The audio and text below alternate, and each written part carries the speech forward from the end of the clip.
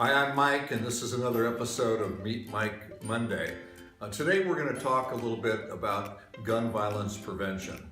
I'm the chairman of the Task Force on Gun Violence Prevention, and I don't think it's a secret to people who know me that I'm a lifelong gun owner. I strongly support the Second Amendment.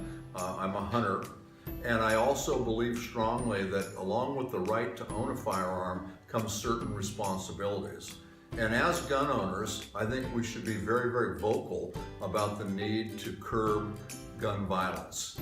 What I've been focusing on is making sure that we, the government, do everything possible to ensure that people who shouldn't have guns don't get their hands on guns. And the way to do that is to expand background checks. Background checks work. If you buy a gun from a licensed firearm dealer, you have to go through a background check. And then they're able to tell if you are in the prohibited class.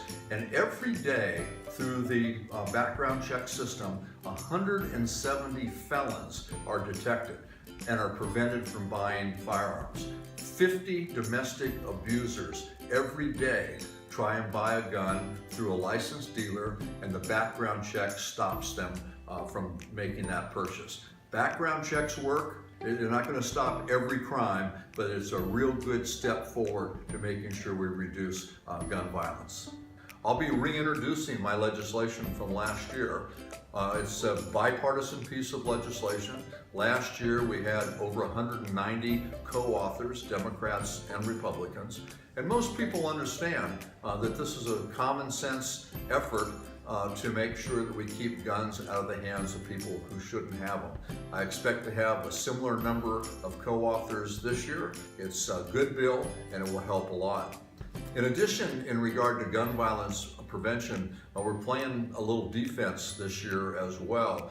There's two pieces of legislation that have been introduced. One that would allow people to carry a concealed weapon in any state in the country, provided they had permission in any other state in the country to do that.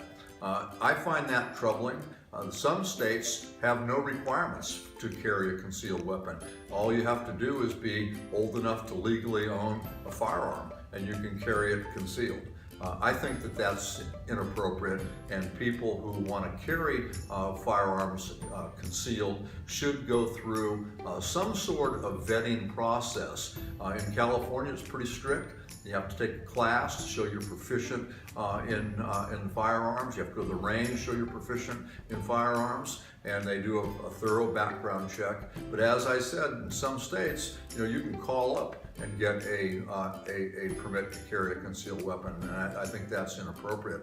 The other piece of legislation that we'll be playing a little defense on is legislation that would deregulate the sale and possession of silencers. This is something that I find frightening. There's a pretty solid vetting process on the books now. If you want to buy a silencer, you have to pay a fee, you have to be vetted, and I think that's appropriate. The problem with deregulating silencers is anybody will be able to buy them. And if that happens, it makes it real tough for law enforcement to be able to detect where shots are coming from.